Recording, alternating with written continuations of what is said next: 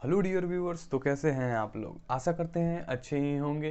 तो welcome back to my channel genius concept hub, जहां पर हम लोग देखते हैं बीएससी के क्वेश्चंस को प्रूव करते हैं और उसे आसानी से आसानी लैंग्वेज में हम लोग समझते हैं।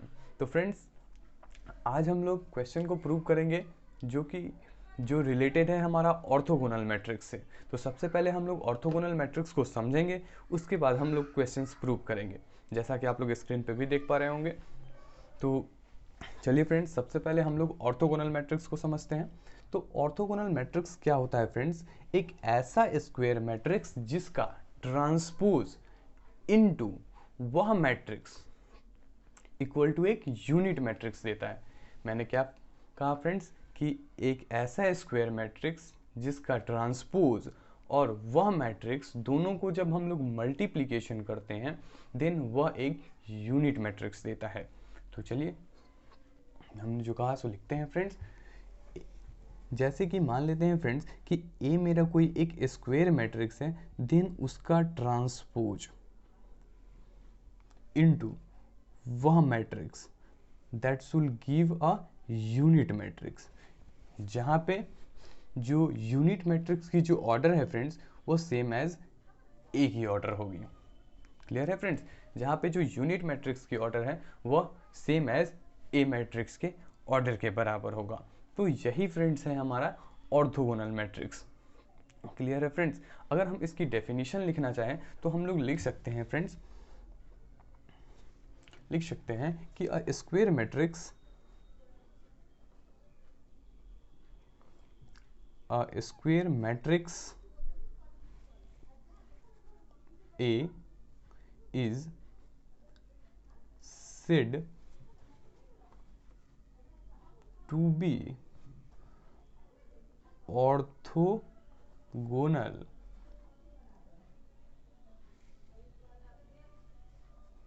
if A transpose into A matrix should give a unit matrix where जहाँ पे A जो ट्रांसपोज हमने लिखा है वो क्या है, is the transpose of A and I is the unit matrix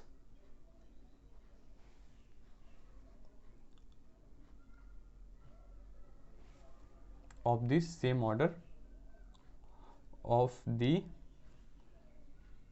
same order as A। Clear है फ्रेंड्स? जैसे कि हमने बताया भी, मैंने उसी बात को लिखा है कि कोई भी स्क्वायर मैट्रिक्स ऑर्थोगोनल होगा जब उसकी ट्रांसपोज इनटू वह मैट्रिक्स का जब मल्टीप्लिकेशन करा जाए तो वह एक यूनिट मैट्रिक्स देता है। तो उसी बात को फ्रेंड्स हमने यहाँ पर लिखा भी है। तो यही है हमारा ऑर्थोगोनल मैट्रिक्स। तो चलिए आज का हम लोग क्वेश्चंस प्रूव करते हैं और देखते हैं कि आज का क्वेश्चन क्या है हमारा। तो आज का क्वेश्चन है फ्रेंड्स कि prove that the product of two orthogonal matrices is orthogonal. Clear friends? आज का जो क्वेश्चन है फ्रेंड्स हमारा वो है कि prove that product of two orthogonal matrix is orthogonal. Clear है फ्रेंड्स? तो चलिए हम लोग इसे प्रूव करते हैं। तो सबसे पहले फ्रेंड्स हम ए और बी दो एक ऑर्थोगोनल मैट्रिक्स मान लेंगे। तो let A and B be two orthogonal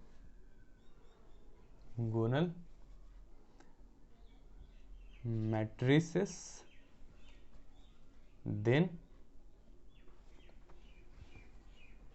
by the definition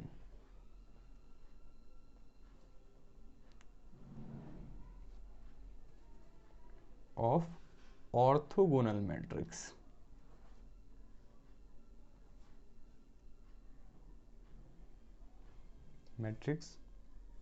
क्या हो जाएगा, वो मैट्रिक्स का ट्रांसपोज इनटू वह matrix equal to unit matrix के बराबर होगा। तो ए है, तो यहाँ पर हमारा ए मैट्रिक्स का transpose into A, that should give a unit matrix. इसको हम लोग फर्स्ट मान लेंगे। और बी मैट्रिक्स का transpose into B matrix should also give unit matrix. इसको फ्रेंड्स हम लोग 2 मान लेंगे, जहाँ पर ये ए डैश जो हमने ऊपर में लिखा है वो कहीं ना कहीं ट्रांसपोज है ए का, और बी डैश जो है वो बी का ट्रांसपोज है। तो लिख लेते हैं फ्रेंड्स कि where A dash and B dash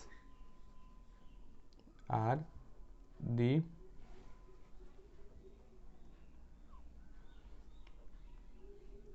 transpose of A and B respectively friends। क्या है respectively। एंड यहाँ पर जो ये I है वो एक यूनिट मैट्रिक्स है जिसकी ऑर्डर सेम एज ए और बी के ए एंड बी के बराबर। And I is the unit matrix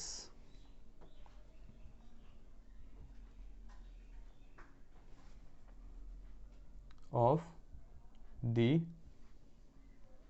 order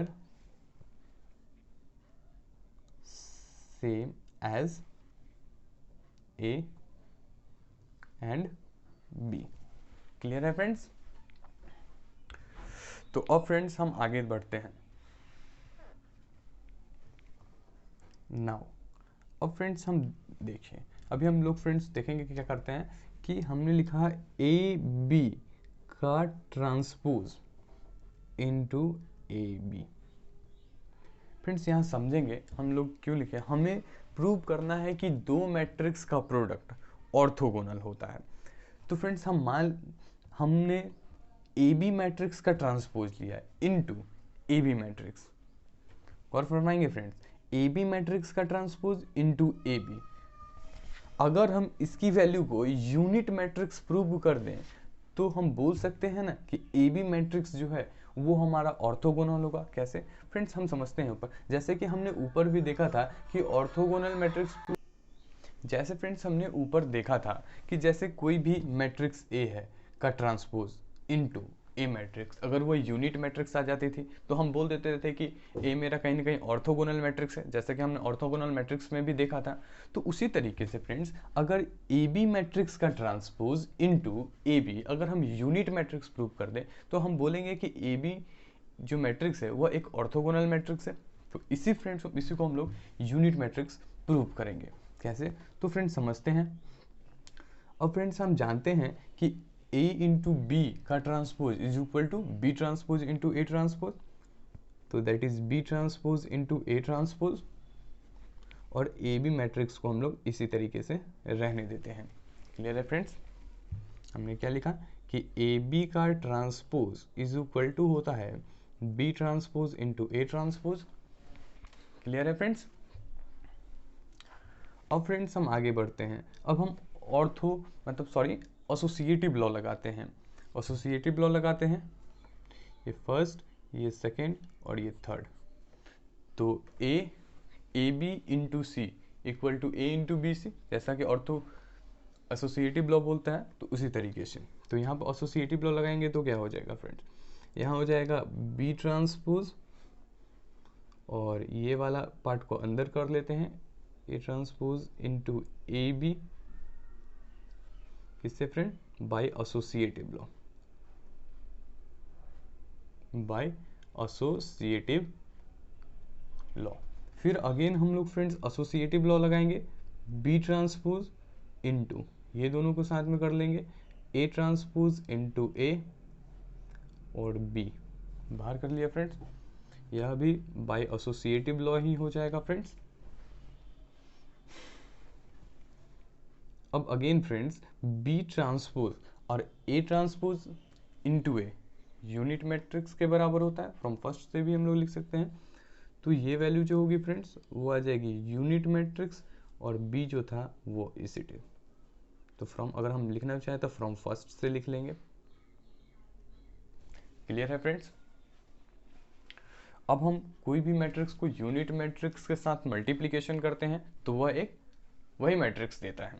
तो यहाँ पे जो आ जाएगी वो आ जाएगी B transpose into B, since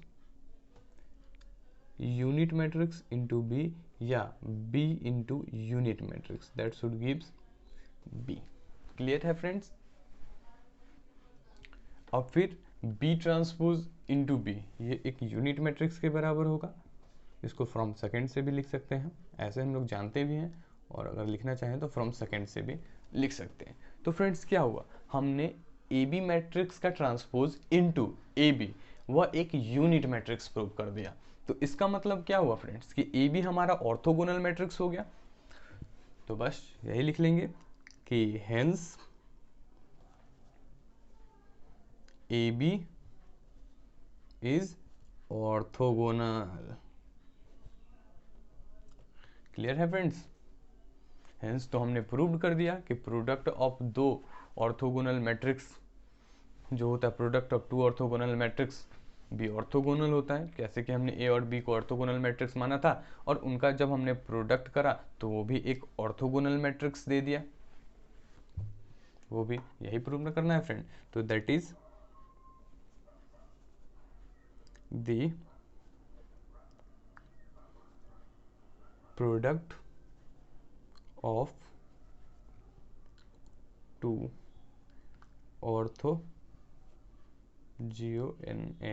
orthogonal matrices is orthogonal. तो ये फ्रेंड्स हमारा इस क्वेश्चन का प्रूव्ड भी है। हमने इस क्वेश्चन को बहुत ही इजी से इजी लैंग्वेज में समझाने की कोशिश करी है फ्रेंड्स। एक बार ऊपर से देख लेते हैं कि हमारा क्वेश्चन था कि prove that product of two orthogonal matrices भी ऑर्थोगोनल। क्लियर है फ्रेंड्स। हम लोग जान चुके हैं अब कि ऑर्थोगोनल मैट्रिक्स क्या होता है। तो हमने मान लिया फ्रेंड्स कि ए और बी दो ऑर्थोगोनल मैट्रिसेस हैं। देन हम ऑर्थोगोनल मैट्रिक्स के डेफिनेशन से क्या कर सकते हैं कि ए ट्रांसपोज इंटू ए बराबर यूनिट मैट्रिक्स और B transpose into B also equal to unit matrix के बराबर, जहाँ पर ये जो है वो ट्रांसपोज ऑफ ए है और ये बी जो डैश ऊपर में है वो है ट्रांसपोज ऑफ बी। तो where A dash and B dash are the transpose of A and B respectively and I is the unit matrix of the order same as A and B. Clear है friends.